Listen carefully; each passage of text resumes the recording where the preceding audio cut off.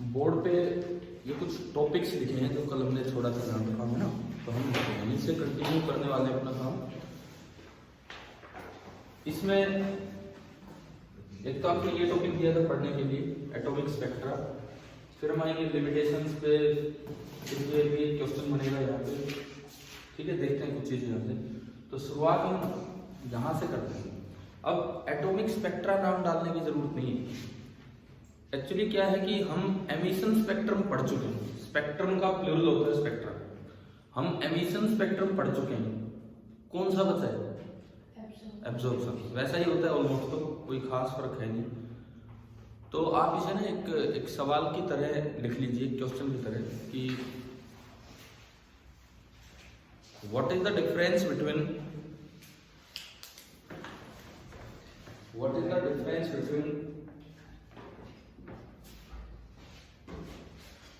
emission spectrum and absorption spectrum.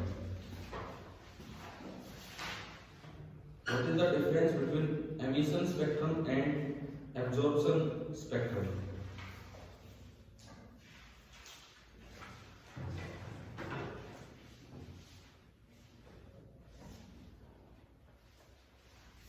देखिए, emission spectrum कब मिलेगा? एमिशन स्पेक्ट्रम तब मिलता है जब एक्साइटेड एटम डीएक्साइट होते हैं, मींस इलेक्ट्रॉन हायर स्टेट में पहुंचा रखे थे आपने किसी तरह से, वो नीचे आएंगे, तो जो स्पेक्ट्रम बाहर मिलेगा वो कौन सा होगा? एमिशन स्पेक्ट्रम, है ना।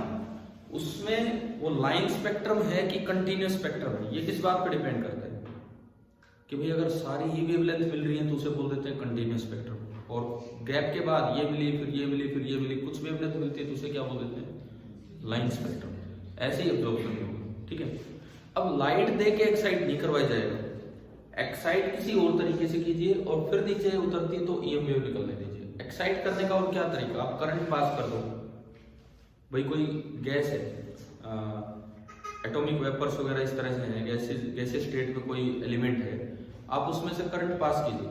करंट पास होगा तो उसको एनर्जी मिलेगी, वो एक्साइट होगा, देन वो क्या होगा? डी एक्साइट होगा, तब उसमें से ईएम वेव बाहर आएंगे। मतलब मैं ईएम वेव देके एक्साइट नहीं करवा रहा, किसी और सोर्स के थ्रू एक्साइट करवा के फिर ईएम वेव बाहर निकलवा रहा हूँ। तो ये जो स्पेक्ट्रम होगा इसे क्या बोलेंगे? कौन सा बताओ, अगर ध्यान से सुन भी रहे हो तो कौन सा स्पेक्ट्रम होगा? एमिशन। इसमें तो ईएम वेव बाहर निकल रही है, आपने ईएम वेव दी नहीं है, समझ रहे हो ना। तो या तो एक एक करके लिख लो। पहले लिख लो एमिशन स्पेक्ट्रम, पहले लिख लीजिए एमिशन स्पेक्ट्रम। इसमें लिखो when an atomic gas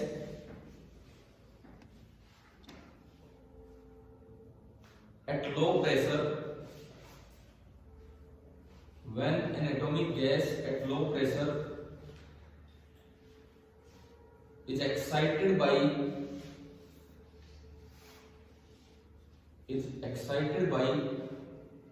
passing an electric current through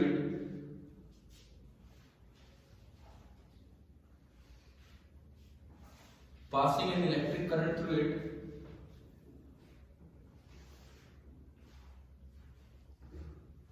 तो उसके बाद क्या होगा?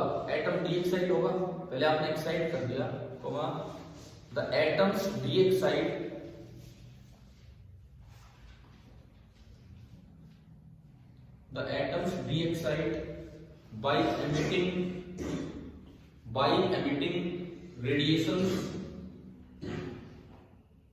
by emitting radiations of specific wavelength only.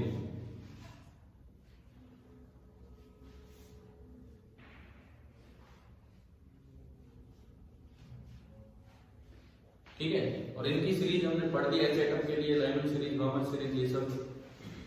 इसमें कुछ ही वेवलेंथ बाहर आएंगे। कुछ ही वेवलेंथ बाहर आने का क्या मतलब है कि अगर आप स्क्रीन पे एक डार्क स्क्रीन आपने ली और उसको देखोगे तो कुछ ही ब्राइट लाइंस मिलेंगी, मतलब पूरी स्क्रीन डार्क ही रहेगी, लेकिन कुछ ही वेवलेंथ बाहर आ रही है, इसका मतलब थोड़ी सी ब्राइट लाइन ही ऑब्जर्व होगी। तो ये लाइन और आगे लिख दो, सम ब्राइट लाइन्स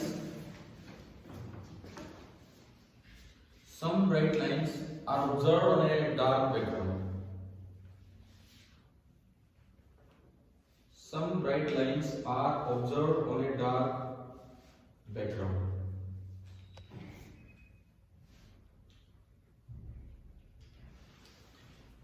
अब मैं आता हूं एब्जॉर्प्शन स्पेक्ट्रम पे, ठीक है।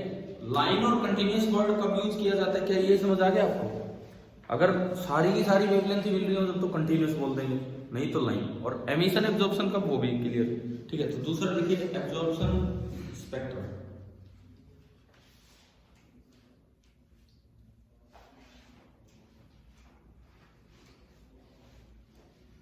इसमें क्या होता है, इसमें ना आप रेडिएशन डाल के एक्साइट करवाओगे। पिछली बार तो करंट पास करके एक्साइट करवा दिया, जो भी एटॉमिक वेपर है आप रेडिएशन डाल के उसे एक्साइट करवाओगे तो उससे क्या होगा कि कुछ लाइंस को वो एब्जॉर्ब कर देगा, बाकी सारी पास हो रही होगी। तो आपको सामने एक ब्राइट बैकग्राउंड पे थोड़ी सी डार्क लाइंस मिलेगी। इसको कौन सा स्पेक्ट्रम बोल देते हैं हम? Absorption spectrum.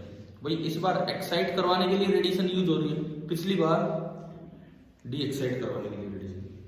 समझ आया? लिख लीजिए इसमें भी एब्जॉर्प्शन स्पेक्ट्रम है। When white light passes through a gas,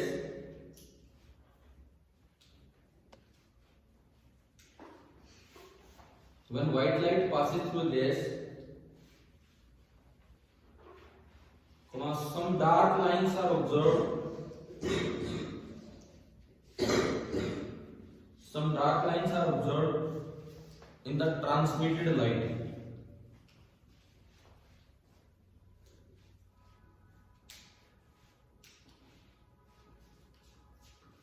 तो ये कौन सा स्पेक्ट्रम हो गया आपका? एब्जॉर्प्शन। इसमें एटम एक्साइट हुआ है या डी एक्साइट होते वक्त रेडिएशन यूज हो रही है? एक्साइट होते वक्त रेडिएशन यूज हो रही है, बस वो कुछ पार्ट उसमें क्या कर दिया, एब्जॉर्ब कर दिया। समझ में आया? इसमें ये जरूर ध्यान रखना कि अगर आपको एब्जॉर्प्शन स्पेक्ट्रम में कोई लाइन मिली है तो उसकी वेवलेंथ एग्जैक्टली वही होगी जो कि एमिशन स्पेक्ट्रम में कोई लाइन मिली होगी, क्योंकि यार एक्साइट होने के लिए जितनी एनर्जी चाहिए उतनी एनर्जी डी एक्साइट होने में आएगी, ठीक है। तो इसलिए ये लाइन और आप ऐड कर दीजिए यहाँ पे। मैं एनसीईआरटी टेक्स्ट बुक की जो लाइन है वही आपको लिखवा रहा हूँ और कुछ नहीं।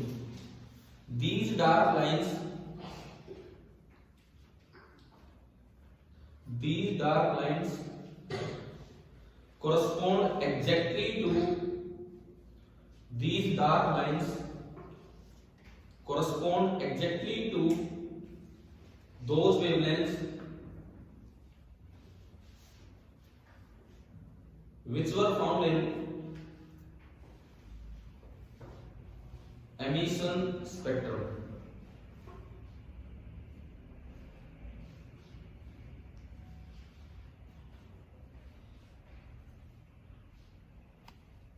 Which were found in emission spectrum.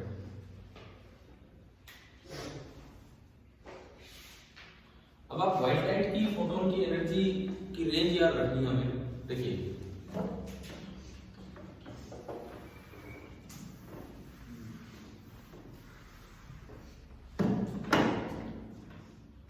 जो व्हाइट लाइट होती है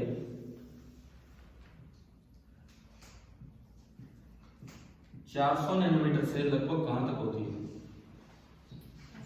700 nanometre.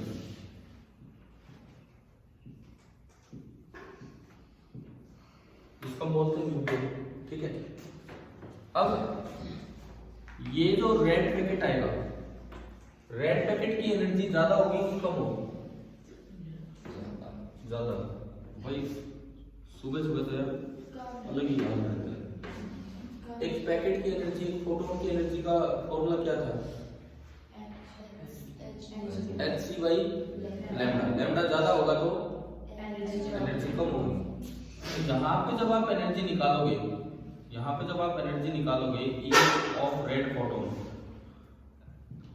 That is hc upon 700 nanometre, ठीक है। इसको जब इलेक्ट्रॉन वोल्ट वगैरह में कन्वर्ट किया जाता है तो ये लगभग आता है 1.8 इलेक्ट्रॉन वोल्ट, ठीक है। जब हम यहां आएंगे 400 नैनोमीटर पे, तो यहां पे जो आपका E वॉयलेट होगा, that is again Hc upon 400 nanometre. और ये जो एक पैकेट की एनर्जी आती है this is nearly 3 electron volt. थोड़ा सा ये आइडिया रखना आपने इलेक्ट्रॉन वोल्ट। तो इसको आप यूं नाम दे सकते हो कि energy of photons of white light, और ये लिख low energy of photons of white light किस रेंज में होते हैं।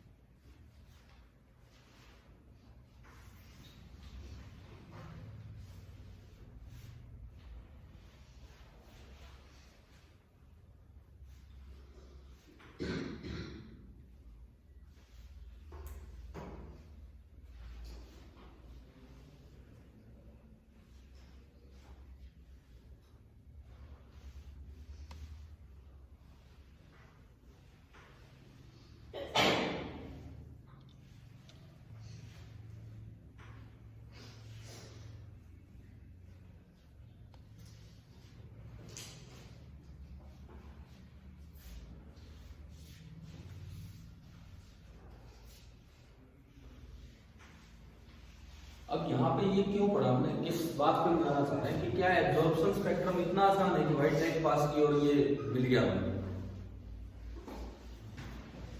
बड़ी जल्दी बना दिया क्योंकि क्वेश्चन पूछने का तरीका ही ऐसा था, है ना, हमें पता है आंसर नो आने वाला है। क्यों आसान नहीं है सुनो। अब हम अपने एच एटम की तरफ हैं। एनर्जी लेवल डायग्राम और एच एटम। सपोज मैं इस चीज पे आता हूं, एच एटम के एनर्जी लेवल डायग्राम की तरफ देखिए, इधर सुने,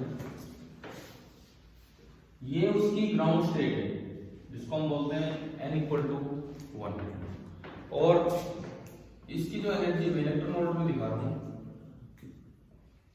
इसकी जो एनर्जी है वो कितनी होती है -13.6, पढ़ा है ना। जो अगली ही स्टेट होगी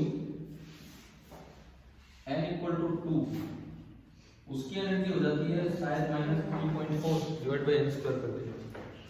उससे जो अगली स्टेट होगी n=3 -1.51, और इससे आगे आगे ना पास पास आते जाएंगे, वो बहुत ही पास पास गैस कम होता जाएगा, और एक स्टेज आ जाएगा जब मैं कहूं कि भाई ये हो गया n टेंड्स टू इंफिनिटी, और यहाँ एनर्जी कितनी होगी 0। और इससे ऊपर कैसा रहता है ये डायग्राम, यहाँ तक तो डिस्क्रीट लेवल्स हैं, इसके ऊपर ये जो डायग्राम है ये आपका हो जाता है कंटीन्यूअस। इसके ऊपर अगर मैं डायग्राम दिखाऊं तो इससे ऊपर ये बिल्कुल कंटीन्यूअस रेंज में चला जाता है।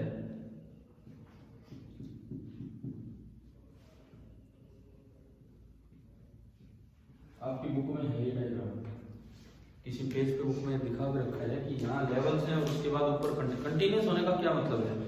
अब इलेक्ट्रॉन पे कोई बंदिश नहीं है कि उसे इतनी एनर्जी रखनी है, इतनी एनर्जी रखनी, कितनी भी एनर्जी लेकर फ्री घूम सकता है। ठीक है, बल्कि बुक में ना बहुत अच्छे से ये दिखा रखा है कि लाइनिंग सीरीज, बामर सीरीज, इस तरह से। क्लियर है यहाँ तक? ठीक है। अब मैंने बात किया एच एटम। एच एटम में कितने इलेक्ट्रॉन होते हैं? एक। और अगर ग्राउंड स्टेट पे है, नॉर्मल रूम टेम्परेचर, तो एक्साइटेड थोड़ी होगा, ग्राउंड स्टेट पे बैठो आराम से। इसका मतलब एच एटम की मैं बात करूं,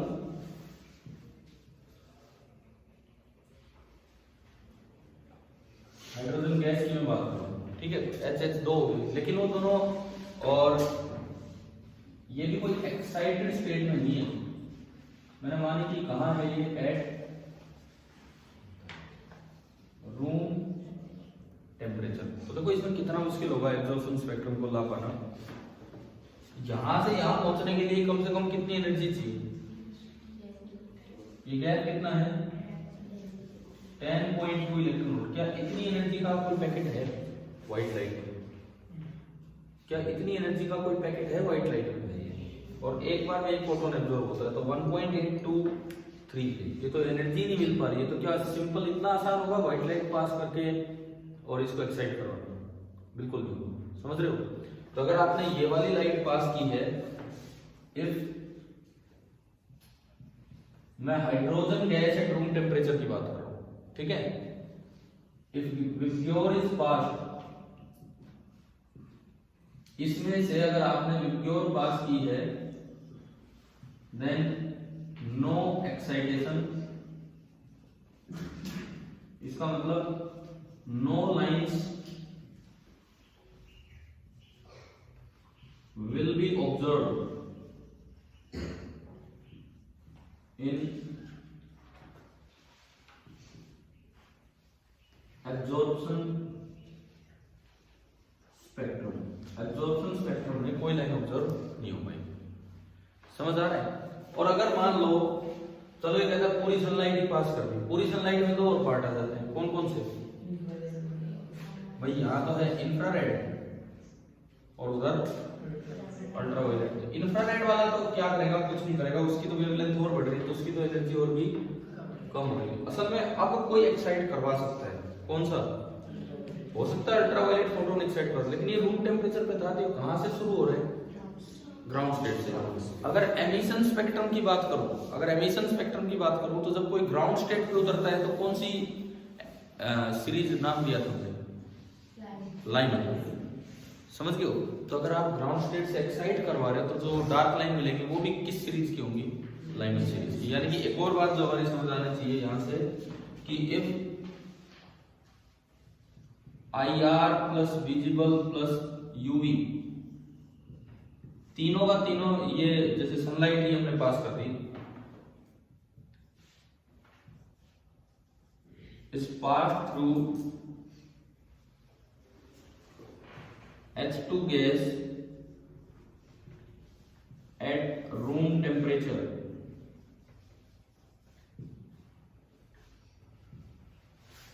Lyman lines will be obtained in absorption। तो एब्जॉर्प्शन स्पेक्ट्रम इतना आसान नहीं है, इसको थोड़ा सा ध्यान से देखना होगा हमें, समझ लो। एमिशन स्पेक्ट्रम में पढ़ दिया, उतना ही एक्साइट करवा पाओ तो एब्जॉर्प्शन स्पेक्ट्रम होगा, क्लियर है ये चीज। तो ये एक दो बातें अपनी याद रखना, ये कंपैरिजन था, फिर वो पॉइंट लिखा है, फिर ये जरूरी है।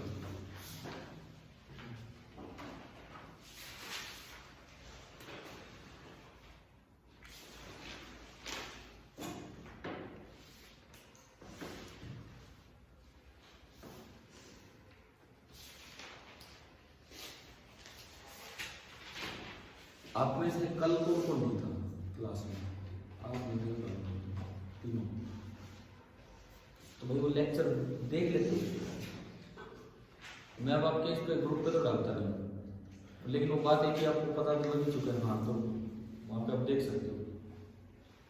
कल का देखा है किसी ने, ठीक है, देख लिया अगर किसी ने मैसेज।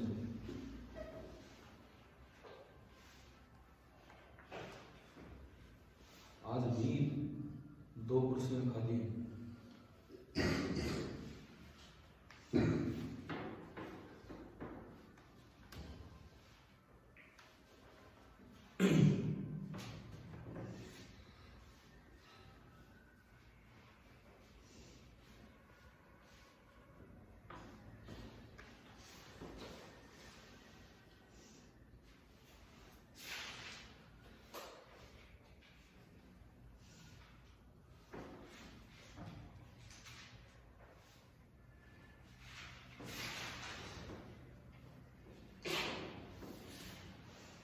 एक्चुअली इस तरह के सवालों पे ध्यान नहीं जाता और अक्सर बच्चे गलत सा ही जवाब देते हैं। उन्हें लगता है जो सीरीज एमिशन में मिली है वही एब्जॉर्प्शन में मिल जाएगी, वेवलेंथ तो वही मिलेगी, लेकिन कितनी मिलेगी वो नहीं समझ में आ रहा, मतलब कौन सी मिल पाएगी कौन सी नहीं।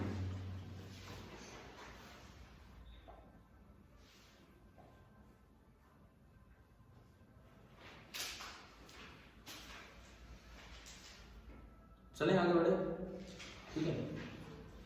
अब हमने जो सीक्वेंस लिखी थी बोर्ड पे, पहला पार्ट हमने पढ़ा ये एब्जॉर्प्शन स्पेक्ट्रम वाली बात, उसके बाद शायद लिखा था लिमिटेशंस या डिफिकल्टीज ऑफ बोर मॉडल, ठीक है। तो उस पार्ट पे हम चलते हैं। और आज नहीं तो कल कंप्लीट हो जाएगा मॉर्निंग में अपना इस पे, ठीक है, एटम्स वाला पार्ट। नेक्स्ट हेडिंग आप डाल दो डिफिकल्टीज विद बोर्स मॉडल या लिमिटेशंस ऑफ बोर्स मॉडल।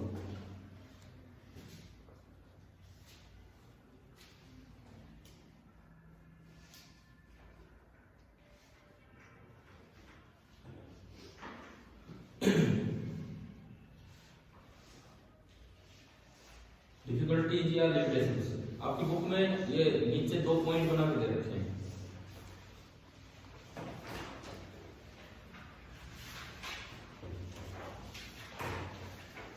देखो इस बार पेज नंबर 431 जो है 431, पेज नंबर 431 पे हम आते हैं। डिफिकल्टी ऑफ बोर्स मॉडल, मतलब अलग से टॉपिक का नाम नहीं है।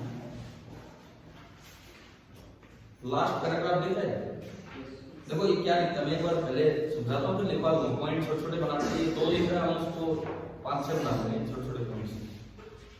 ये लिखता है Bohr's model involving classical trajectory picture, planet जैसे घूमता है ऐसे इलेक्ट्रॉन घूम रहे हैं, जैसे सन के अराउंड प्लेनेट घूमता है ऐसे न्यूक्लियस के अराउंड इलेक्ट्रॉन घूमते हैं। थोड़ा आसान पिक्चर है ये। Correctly predict the gross pictures of features of hydrogenic atom. Hydrogenic atom किन्हें बोलते हैं? हाइड्रोजनिक एटम किन्हें बोलते हैं? जिनमें केवल एक इलेक्ट्रॉन हो, पूरे एटम में एक इलेक्ट्रॉन हो, वो आपके होता है हाइड्रोजनिक एटम। उसके बाद है, और इसने स्पेक्ट्रम को ढंग से समझा दिया, कौन सी फ्रीक्वेंसी एब्जॉर्ब होगी, कौन सी फ्रीक्वेंसी एमिट होगी, पूरा समझा दिया इसने, ठीक है। The model however has many limitations. अब ये इसने 2 ही पॉइंट लिखे, हम एक बार समझते हैं यहां से। Bohr model is applicable to hydrogenic atom. पहली कमी तो यही है, ये तो लगता ही नहीं किसी पे, केवल उन पे लगता है जिनमें केवल एक इलेक्ट्रॉन है। It can not be extended even to mere 2 electron atom such as helium. Helium पे भी नहीं लग सकता, लेकिन हीलियम पॉजिटिव आयन पे लग जाएगा। लिथियम पे नहीं लग सकता, लिथियम 2 पॉजिटिव पे लग जाएगा, इस तरह से। The analysis of atoms with more than 1 electron was attempted on the line of Bohr model.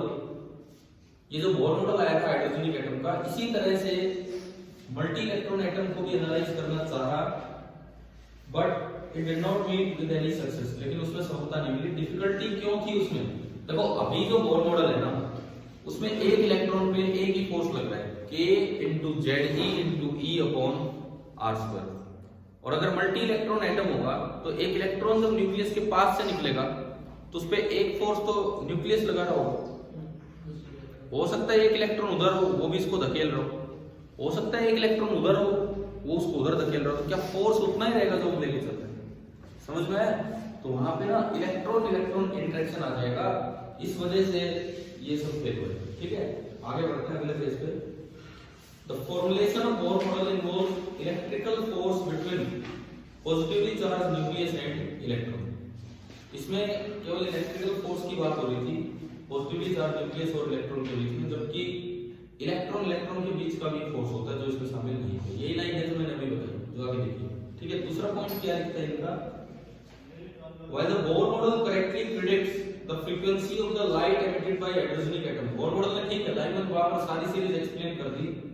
The model is unable to explain the relative intensity। देखो वो क्या रहा था, बोर मॉडल ने ये तो फॉर्मूला दे दिया कि एक पैकेट की एनर्जी कितनी होगी, h न्यू बराबर E initial minus E final. एक पैकेट की एनर्जी तो दे दी, फ्रीक्वेंसी तो बता दी, लेकिन यूं नहीं बता पाए कितने पैकेट एमिट हो रहे हैं। मतलब क्या हो रहा था, कोई लाइट तो ज्यादा ब्राइट मिल रही थी, कोई लाइट कम ब्राइट। ब्राइटनेस मींस इंटेंसिटी, और इंटेंसिटी हमने फोटोन थ्योरी में पढ़ा है कि it depends on the number of photons, पढ़ा है ना उसमें। तो ये नहीं समझा पा रहे थे कि भाई कितने फोटॉन्स है, उसके बारे में कोई आइडिया नहीं था, तो रिलेटिव इंटेंसिटी को ये नहीं समझा पाया। क्या पॉइंट क्लियर हुआ आपको क्या है, ठीक है। उसके बाद in emission spectrum of hydrogen some of the visible frequencies are weak intensity, कुछ की strong थी। वही बात है, same intensity means number of protons को ही नहीं बता रहा था। Experimental observation depict that some transitions are more favoured than others. Experiment करके देखा गया तो पता लग रहा था कि बामर की ये वाली लाइन तो बहुत ज्यादा मिल रही है, दूसरी लाइन बहुत कम मिल रही है। इसका जवाब क्यों ऐसा हो रहा है? Bohr model is unable to account, ठीक है। चलो ये सब है, तो हम अपने कुछ पॉइंट्स बना के यहाँ पे लिखते हैं। यहाँ से बुक से आपने पढ़ लिया कि क्या है क्या है। लिमिटेशंस ऑफ बोर मॉडल उसके ब्रैकेट में लिखते हैं इनसाइड पेज नंबर 431, ताकि आप यहां से भी कभी पढ़ो तो समझ पाओ। Page number 431।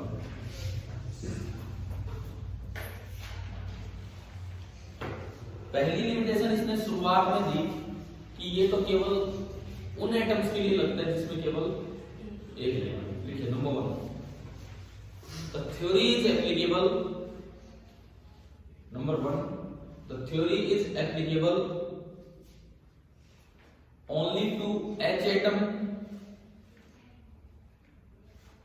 and H-like ions। Capital H लिखना। Applicable only to H atom and H-like ions। H-like ions का क्या मतलब है? ब्रैकेट में लिख दो single electron system. Single electron system such as helium positive, lithium 2 positive. तो बहुत बड़ी कमी तो शुरू में मिलेगी, ज्यादातर तो एटम इससे अलग ही ऐसे तो है ही, बहुत कम है। ठीक है। दूसरी बात, एक बात समझ नहीं आई कि यूं बताओ रदरफोर्ड मॉडल फेल क्यों हुआ? क्योंकि उसमें दिक्कत ये आ रही थी कि अगर इलेक्ट्रॉन रिवॉल्व करेगा तो एक्सेलरेटेड है, और एक्सेलरेटेड चार्ज से ईएम लेवल बाहर आएंगे, एक्सेलरेटेड चार्ज से ईएम लेवल बाहर आएंगे। तो बोर ने तो उसकी एक्सप्लेनेशन ही नहीं दी। बोर ने क्या बोला? बोले भगवान ने कुछ ऐसे चमत्कारी ऑर्बिट बना रखे, लोगों ने मान लिया। क्या ऐसा कैसे? मतलब और सब जगह तो एक्सेलरेटेड चार्ज रेडिएशन एमिट करता है, और ये कुछ ऐसे ऑर्बिट है जहां पे इलेक्ट्रॉन फ्रीली घूम सकता है, उसको कोई कुछ नहीं कह रहा, मतलब उसमें से रेडिएशन नहीं निकल रही। तो ये भी एक कमी देखिए इसमें। The theory does not explain, दूसरा पॉइंट ये हमारा, the theory does not explain that how the electron gets the license, LICENCE, कोई ऐसे नहीं आता licence, gets the license to disobey the laws of electromagnetism in certain orbits।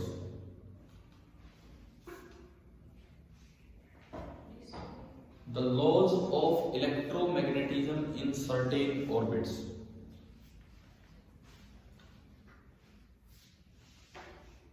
क्या ये line का मतलब आ गया कि भाई इलेक्ट्रॉन को लाइसेंस मतलब परमिशन, इलेक्ट्रॉन को ये परमिशन किसने दे दी कि ले तू तो आराम से घूम, तेरी कोई एनर्जी नहीं लगेगी कुछ ऑर्बिट्स में। तो इसका कोई लॉजिक नहीं था ना कि क्या है। ठीक है। तीसरी कमी सुनो, हमारे प्लैनेट्स जो घूमते हैं सन के चारों तरफ, उनकी ऑर्बिट की शेप कैसी होती है?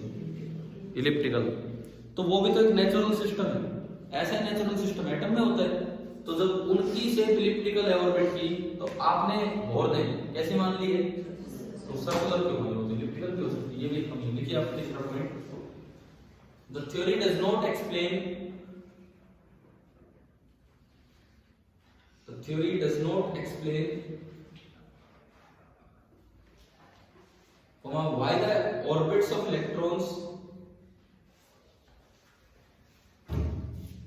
orbits of electrons are circular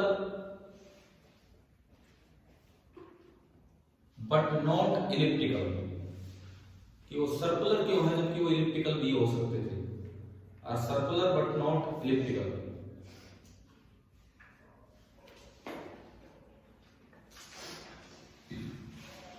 एक हो क्या रहा था, अगला जो मैं आपको पॉइंट बता रहा हूँ, देखिए हमने लाइनम सीरीज की लाइन निकाल ली, बामर सीरीज उनकी फ्रीक्वेंसीज निकाल ली, और उसको बोर ने एक्सप्लेन भी कर दिया कि ये n बराबर 2 है और ये n बराबर 1 है। यहां से हम उठ रहे हैं k alpha line. k alpha line का मतलब समझते हो? k सेल की अल्फा लाइन, पहली लाइन समझ गए लाइन सीरीज की। तो ये वाली लाइन है, इसकी कुछ फ्रीक्वेंसी थी, इसकी कुछ भी फ्रीक्वेंसी थी, कुछ भी वेवलेंथ थी। बुक में एटॉमिक स्पेक्ट्रा एक डायग्राम दे रखा है, एक बार देखना वहां पे कोई वैल्यू मेंशन है, कुछ नैनोमीटर या कुछ इस तरह से एटॉमिक स्पेक्ट्रा से आप देखिए। वहां भी पहली लाइन है 91 नैनोमीटर, और आगे लाइन कितने पे लाइन सीरीज की 122। तो मुझे ये बताओ, आप मुझे बताओ ये वाली लाइन 91 नैनोमीटर की है 122 नैनोमीटर की। मैंने आपकी बुक से ये देखा कि लाइन सीरीज की रेंज दी है 91 नैनोमीटर टू 122 नैनोमीटर। भाई रेंज इंफिनिटी से आ सकता है और यहाँ से ज्यादा एनर्जी किसकी होगी, इसकी होगी। जिसकी एनर्जी ज्यादा होगी उसकी वेवलेंथ कम। तो ये वाला तो कितने का मिलेगा 91 नैनोमीटर, और जिसकी एनर्जी कम है जिस लाइन की उसकी वेवलेंथ ज्यादा, तो ये कितने में मिलेगी 122 नैनोमीटर।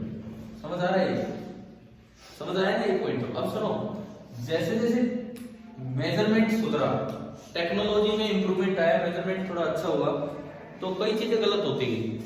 जैसे न्यूटन ने अपनी एक थ्योरी दी थी, कॉर्पस्कुलर थ्योरी ऑफ लाइट। पहले वो थ्योरी बहुत सही चलती रही कुछ दिन तक, कुछ दिन नहीं, न्यूटन की डेथ तक, मतलब कई साल तक। लेकिन बाद में जब मेजरमेंट आया तो न्यूटन ने तो ये कह रखा था कि डेंसर मीडियम में लाइट तेज चलती है।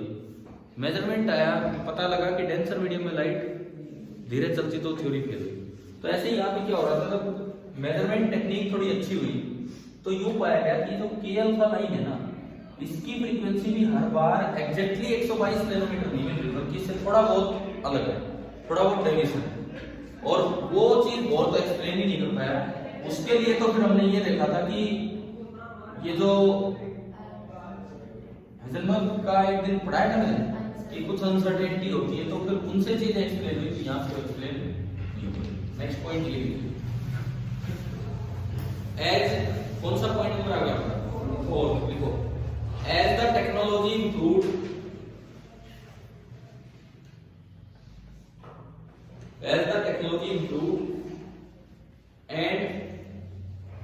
and the wavelengths were measured with greater accuracy,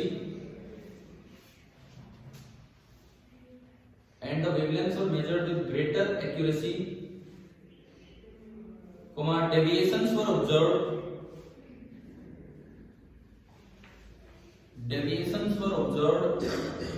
Deviation मतलब थोड़ी अलग अलग वेवलेंथ मिली थी in X spectral lines. Deviations were observed in X spectral lines, but this model could not explain these deviations.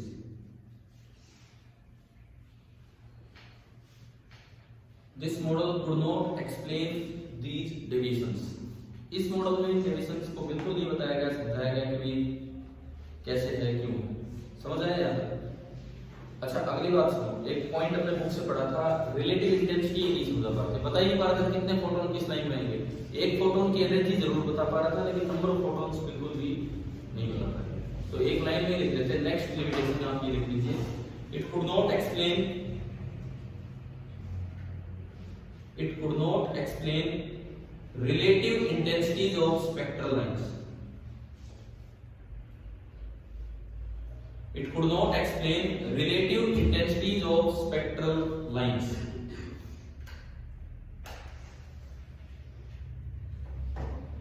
अच्छा, अब दूसरी चीज पे चलते हैं, और कमियां क्या थी इसकी, जो बुक में तो ऐसा नहीं आई।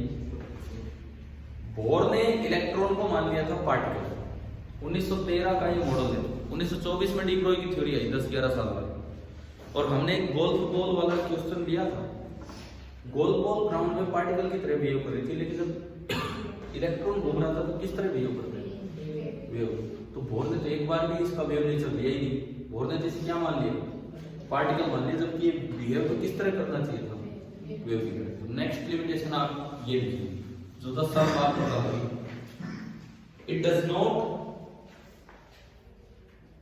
It does not consider the wave properties of electrons. It does not consider the wave properties of electrons. इसने इलेक्ट्रॉन की वेव प्रॉपर्टी पे बिल्कुल ध्यान नहीं दिया। और यहीं से एक और लिमिटेशन बनता है।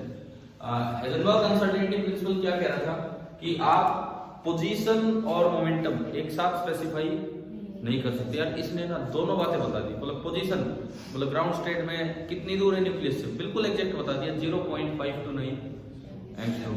मोमेंटम फिक्स बता दिया, स्पीड बता दी 2.2 × 10⁻6 मीटर पर सेकंड, तो मोमेंटम भी आ गया। मतलब इसने तो बोर ने एक एक चीज स्पेसिफाई कर दी, जबकि दोनों चीजें एक साथ स्पेसिफाई नहीं हो सकती। तो अगला पॉइंट आप ये लिखिए, नेक्स्ट लिमिटेशन, कि it was not consistent with Heisenberg's uncertainty principle. It was not consistent with Heisenberg's uncertainty principal.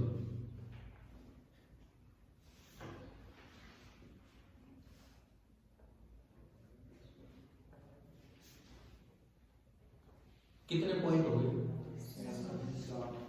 7 तो काफी है। एक लास्ट पॉइंट जो आप ऐसे किसी भी मॉडल में लिख के आ सकते हो अगर फेल करवाना हो तो, ये तो मतलब एक जनरल सी बात है, लिख दो। आखिरी बात आप लिखिए, the model is not quite, QUITE, quite मतलब बिल्कुल, is not quite consistent, the model is not quite consistent with the physics in totality मतलब पूर्णतया, टोटल क्या है 80 वही लगा दो, पूर्णतया ये फिजिक्स के साथ सहमत नहीं है ढंग से, ठीक है ना यार। ये लाइन तो आप कहीं भी ऐड कर सकते हो इस तरह जहाँ फेल करवाना हो किसी मॉडल को। तो भाई कुछ कमियां देखो, हमने बुक से पढ़ी 2 कमियां, लेकिन ये लगभग थोड़ा एक्सप्लेन करते हुए लिख दी है, समझ आ गया है क्या है।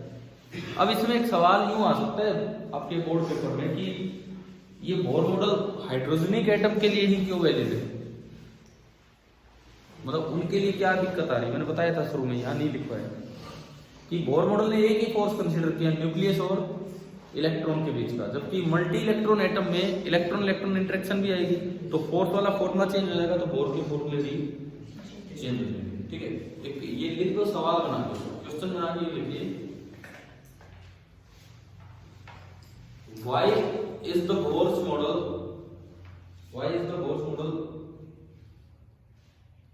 not consistent with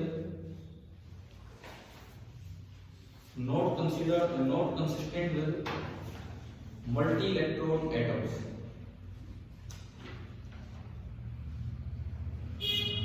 Not consistent with multi-electron atoms. Answer ये लिखिए, this model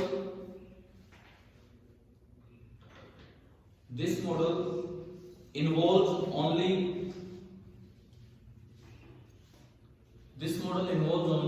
the electrical force between the nucleus and electron.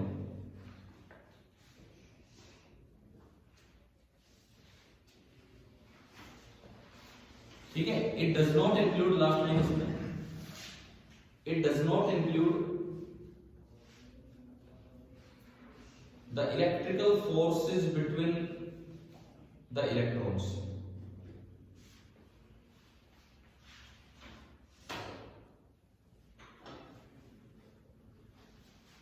चलो ठीक है ना, ये कमियां और इससे एक सवाल ये समझ आया, ठीक है।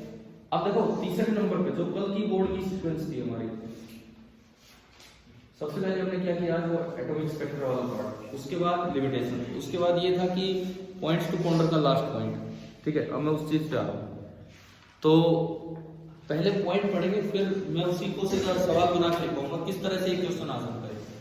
पॉइंट टू पॉन्डर का जो सेकंड लास्ट पॉइंट है वो तो हमने कल कर दिया था, मतलब लास्ट टाइम कभी बोर्स कोरेस्पोंडेंस प्रिंसिपल कर चुके ना, वो तो ध्यान होगा। तो अब आप आइए 6th पॉइंट पे, पेज नंबर 435 का जो 7th पॉइंट है, 7th पॉइंट पे देखो ये क्या कहता है, बोर्स सेमी क्लासिकल मॉडल। इसको क्यों बोलते हैं सेमी क्लासिकल, क्योंकि इसमें क्लासिकल कॉन्सेप्ट भी है और साथ में फोटोन भी आ रहा है, मतलब क्वांटम वाले कॉन्सेप्ट भी आ रहे हैं, ठीक है। Bohr's semi classical model based on some aspects of classical physics and some aspects of modern physics also does not provide a true picture of the simplest hydrogenic atom। ये कह रहा है इवन H एटम के लिए भी valid नहीं है ढंग से, वहां भी ये फेल हो जाता है, जो हम पढ़ के चलते हैं अभी। The true picture is quantum mechanical affair which differs from Bohr model in a number of fundamental ways. True picture में तो श्रोडिंगर इक्वेशन, क्वांटम मैकेनिक्स वो सब इंक्लूड होगा, वो अभी नहीं, वो आगे हायर फिजिक्स में आप पढ़ते हैं ग्रेजुएशन वाले में। अब देखिए, but then if the Bohr model is not strictly correct, परंतु यार अगर बोर मॉडल इतना सही नहीं है, why do we bother about it? तो हमने इतने दिन लगा दिए बोर मॉडल क्यों पढ़ रहे हैं, गलती है तो इसे क्यों पढ़ रहे हैं? The reasons which makes Bohr model still useful, मतलब इतनी कमियां होने के बावजूद फिर भी बोर मॉडल यूजफुल है, बहुत ज्यादा पढ़ रहे हैं क्योंकि उसके नीचे 3 बातें लिखी। ठीक है, पहले बार समझते हैं, फिर कैसे क्वेश्चन आ सकता है वो हम देखेंगे यहाँ पे। पहला point, the model is based on just 3 postulate. यार सबसे बड़ी बात ये है, कई मॉडल्स में दुनिया भर की चीजें होती है, इसमें केवल कितने पोस्टुलेट? 3 पढ़े ना आपने। पहला पोस्टुलेट था वो स्टेबल ऑर्बिट, दूसरे में उसको डिफाइन किया गया यूजिंग एंगुलर मोमेंटम क्वांटाइजेशन, और तीसरे में ट्रांजिशन वाली बात। याद है ये चीजें? 3 ही पोस्टुलेट से इसने लगभग चीजें एक्सप्लेन कर दी। स्पेक्ट्रम की रीजन में क्या लिखा आगे, but accounts for almost all the general features of the hydrogen spectrum. Lyman series, बामर series, जो सीरीज पहले मिल चुकी थी 3 वो सीरीज एक्सप्लेन की, और 2 जो नहीं मिली थी वो भी इसने बता दी थी ये मिली। इसलिए मॉडल काफी इंपॉर्टेंट है, आगे पढ़ा जाता है। Second, the model incorporates many of the concepts we have learned in classical physics. आज के जो मॉडल है ना वो केवल क्वांटम पे चलते रहते हैं, तो एक 12वीं का बच्चा यार समझ नहीं पाता हो। क्वांटम मैकेनिक्स ही हमने नहीं पढ़ी होती, श्रोडिंगर इक्वेशन नहीं पढ़ी होती, वो ऑपरेटर्स नहीं पढ़े होते, तो इसमें ऐसे कॉन्सेप्ट है जो 12वीं तक जो आप फिजिक्स पढ़ के आते हो 12th क्लास तक वो यूज होते हैं, इसलिए इसको समझना थोड़ा आसान है। ठीक है, और तीसरा पॉइंट एक मतलब जैसे किसी कवि ने बात लिख दी इस तरह की बात है, एक बार पहली लाइन पढ़ के देखो कितनी अजीब है। द मॉडल डिमॉन्स्ट्रेट्स, मॉडल ये हमें समझाता है, how a theoretical physicist occasionally must quite literally ignore certain problems of approach in hopes of being able to make some prediction। कुछ समझ ही नहीं आया वो क्या है खतरनाक अंग्रेजी आ गई इसमें, तो मैं बता देता हूँ क्या है इस पॉइंट में। इस पॉइंट में यूं लिखता है कि इस मॉडल ने हमें ये सिखाया कि अगर आपको कहीं तक पहुंचना है, बीच में कोई प्रॉब्लम भी आ रही है, जैसे मैक्सवेल प्रॉब्लम दे रहा था, मैक्सवेल की थ्योरी, रदरफोर्ड मॉडल फेल ये हुआ था, मैक्सवेल की थ्योरी प्रॉब्लम दे रही थी, तो यार बोर ने उसे किनारे लगा दिया। क्या? एक पोस्टुलेट ही ऐसा बना दिया, बोले भगवान ने ऐसे ऑर्बिट बनाए हैं कि वहां मैक्सवेल की थ्योरी वैलिड थी, काम खत्म, मॉडल बन गया पूरा। अगर वो उस बात पे अटका रहता तो क्या ये मॉडल बन पाता? तो ये कहते हैं कुछ चीजें हमें इग्नोर करनी चाहिए इस होप में कि जरूर कुछ ना कुछ रिजल्ट मिलेगा। एक बार वो मॉडल बन जाए, फिर आप अपनी पुरानी प्रॉब्लम जो आप इग्नोर करके आए उनको देखना कि भाई क्या वो वहां से सोल्व आउट हो सकती है या नहीं। देखो अब एक बार दोबारा पढ़ के देखो ये लाइन, एक बार दोबारा पढ़िए। The model demonstrates, इस मॉडल ने हमें ये समझाया, how a theoretical physicist, मतलब कोई जो अपने पोस्टुलेट बना रहा है, थ्योरी बना रहा है, occasionally must quite literally ignore, कुछ चीजों को हमें इग्नोर करना चाहिए, certain problems, कुछ प्रॉब्लम आ रही थी जैसे वो मैक्सवेल वाली प्रॉब्लम आ रही थी, certain problems of approach in hopes of being able to make some prediction, कुछ चीजें प्रिडिक्ट कर लो और प्रॉब्लम को इग्नोर करो। उससे क्या होगा? if the predictions of the model agree with the experiment, ये लाइमन बामर तो पहले मिल चुके थे एक्सपेरिमेंट से, है ना, तो वो बिल्कुल आपकी थ्योरी एग्री हो रही थी, तो then a theoretician must somehow hope to explain away और rationalise the problem that were ignored. अब आप बाद में ध्यान दो कि ये प्रॉब्लम कैसे सोल्व हुई, और क्वांटम मैकेनिक्स ने फिर उनको सोल्व भी किया कि ये बोर ने क्यों इग्नोर किया। क्या समझ आ गया क्या? अब ये सवाल अगर पेपर में आ जाए तो यार बच्चे लिमिटेशन लिख लेंगे, तो क्यों लिमिटेशन पूछ नहीं रहे, वो तो बोर मॉडल की इतनी कमियों के बावजूद क्या पूछ रहे हैं कि उसकी खास बात मतलब क्या है कि अब भी उस मॉडल को हम पढ़ते रहते हैं। आप एक काम करो, क्वेश्चन लिखो, क्वेश्चन बना के कैसे ये चीज आ सकती है, तो लिखो in spite of many limitations, in spite of many limitations, कई कमियों के बावजूद the Bohr model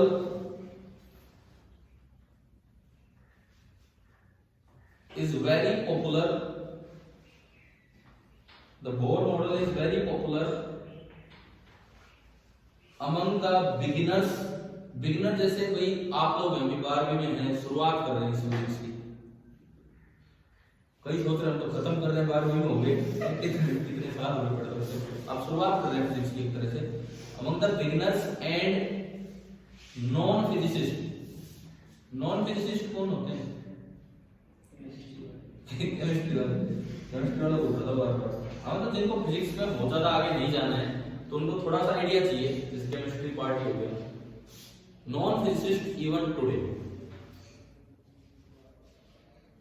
एक लाइन लिखिए, पर ये लाइन पढ़ के देखो क्या मतलब है इसका।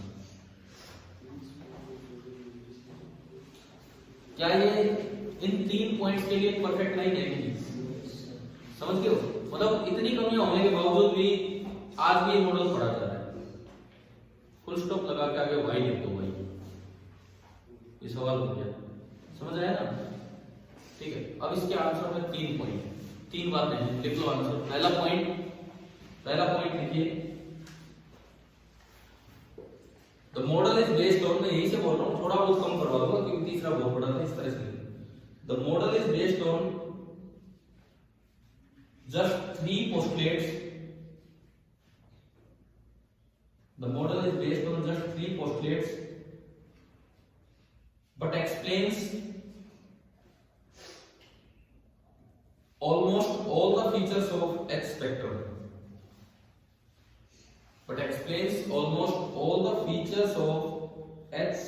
हाइड्रोजन स्पेक्ट्रम के लगभग फीचर्स को ये मॉडल एक्सप्लेन कर रहा है। ठीक है, दूसरी अच्छी बात इस मॉडल की ये थी कि ये खाली क्वांटम पे बेस्ड नहीं है। ये कैसा मॉडल है? सेमी क्लासिकल, मतलब इसमें काफी चीजें तो क्लासिकल की नहीं जो समझना आसान है। नेक्स्ट लिखो, the model is semi classical. दूसरा point, the model is semi classical and includes many concepts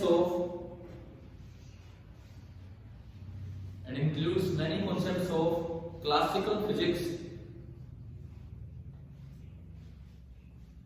which are easy to understand. Many concepts of classical physics which are easy to understand, जिनको समझ पाना आसान है, which are easy to understand. ठीक है, तीसरा वही कवि वाला पॉइंट, इस तरह से लिखना हमें, थोड़ा शॉर्ट में लिख लेंगे। Third point, the model shows that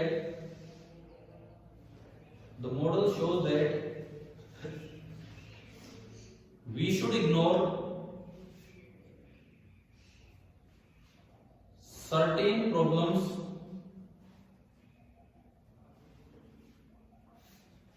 to make some predictions. We should ignore certain problems to make some prediction. कुछ प्रिडिक्शन बनाने के लिए, समझाने के लिए हमें इनको इग्नोर करना चाहिए। अच्छा, आप ये बताओ, ठीक है, ये यहां तक हो गया। मैंने बोर्ड पे कुछ सीक्वेंस लिखी थी, 3 काम हो गए उसमें से।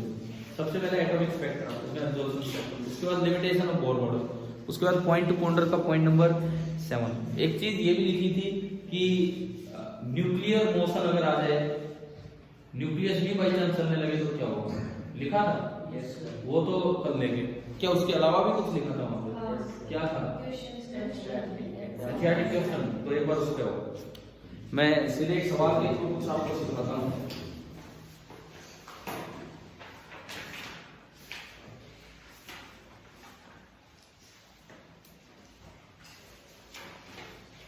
आप 12.9 पे है, exercise 436 question number 12.9। 436 question number 12.9 एक बार पढ़े क्या है, फिर मैं आ रहा हूं उस पॉइंट पे।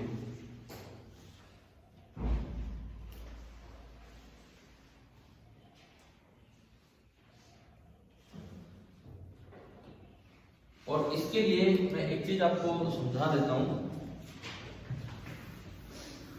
आज की क्लास थोड़ी सी थ्योरेटिकल गई है क्योंकि हमने लिमिटेशंस और इन चीजों पे गए, लिखने में ज्यादा रहा है, बोर्ड का यूज कम हुआ है। परंतु फॉर योर बोर्ड एग्जाम्स वो चीजें भी जरूरी थी। एक चीज मैं आपको समझा देता हूँ। अभी मैंने क्वेश्चन नंबर बोला है, उससे पहले उस तरह की बात शायद इसमें यूज हो जाए। देखो कितनी स्पेक्ट्रल लाइंस मिल सकती हैं, इसके बारे में मैं आपको समझाता हूँ। डिफरेंट स्पेक्ट्रल लाइंस कौन कौन सी मिल सकती हैं। सपोज ये कोई nth ऑर्बिट है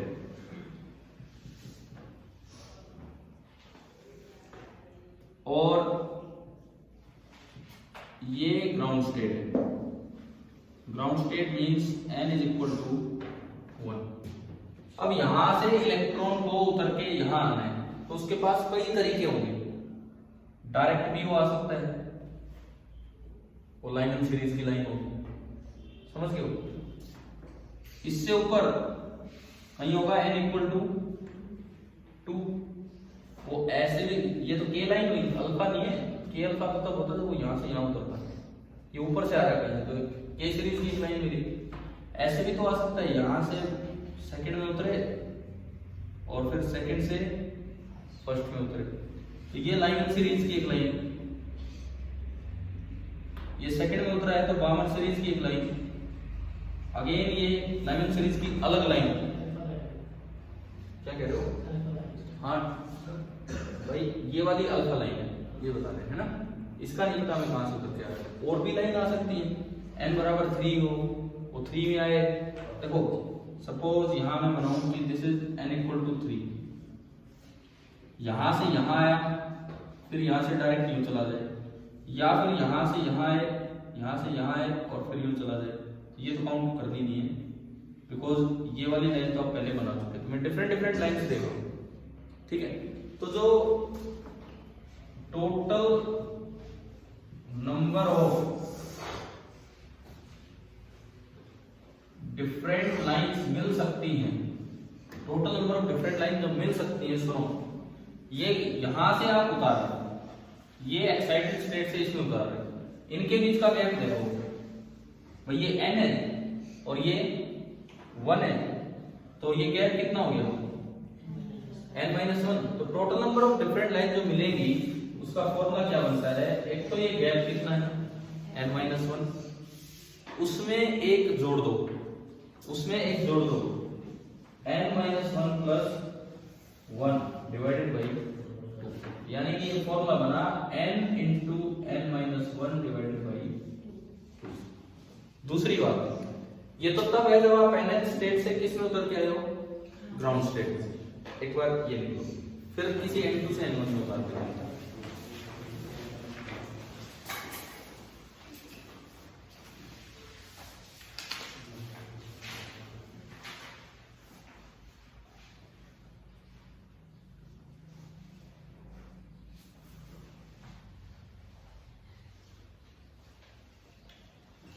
आज जिस तरह का माहौल देख रहे हो, स्कूल जाने वाला लग ही नहीं रहा,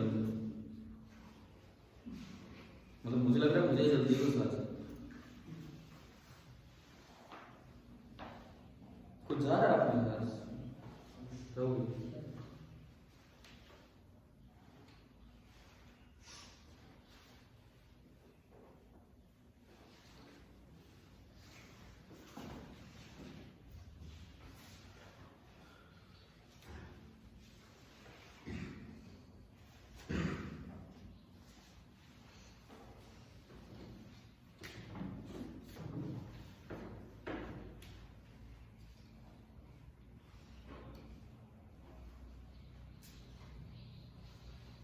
आप कल यार ये एनसीईआरटी वाले एक एक क्वेश्चन ट्राई करके लाना है ना, ठीक है। कल हम इस चैप्टर को फिनिश कर रहे होंगे, मॉर्निंग में ही क्लास होगी आपकी। और आज का आखिरी पॉइंट बता रहा हूँ इसमें, और हम ऐसा करेंगे दिवाली वाले दिन सुबह क्लास लगा लेते हैं यार। अगले दिन बल्कि वो होगा, क्योंकि हमारा शाम को नहीं है ना टाइम, हमारी क्लास सुबह चल रही है, तो अच्छा ही होगा कि दिवाली से अगले दिन सुबह हम छुट्टी रखें, ठीक है। क्योंकि उस दिन सुबह सुबह तो कोई दिवाली वाली बात ही नहीं होती, पहले दिन तो दिवाली वाले दिन तो सुबह क्या है। अगर शाम को क्लास होती ना जरूर फिर वो होता, और एक ही दिन की हॉलीडे रहेगी आपके पास, एक दिन की छुट्टी, ठीक है। दूसरा देखो, इधर सुनो, nth ऑर्बिट नहीं, ये बना लिया ना सभी ने। सपोज ये कोई n2 है और ये ग्राउंड स्टेट नहीं, ये कोई n1 ऑर्बिट है। अब ये लाइमन बावर तो मैं बोल नहीं पा रहा हूं, मान लो N2 से N1 में उतर के आया इलेक्ट्रॉन, ऐसे भी उतर के आ सकते हैं। अब इसी तरीके से बताओ total number of different lines कितनी मिल सकती है? गैप कितना? N2 minus N1। तो सबसे पहले तो यहाँ लिखा N2 माइनस N1, उसके बाद N2 माइनस N1 प्लस 1। कई बार बच्चा क्या करता है, बस ये फॉर्मूला याद करके चला जाता है, N इंटू N माइनस 1। इस तरह याद करोगे तो फिर उसमें अटक जाओगे दूसरे में, समझ गए हो? पर उस तरह याद करोगे तो वो भी आ जाएगा। ठीक है भाई, इससे आगे हम कल कंटिन्यू करते हैं और आप अपने एक्सरसाइज के क्वेश्चन ट्राई करना, ये अपना नोट कर लीजिए।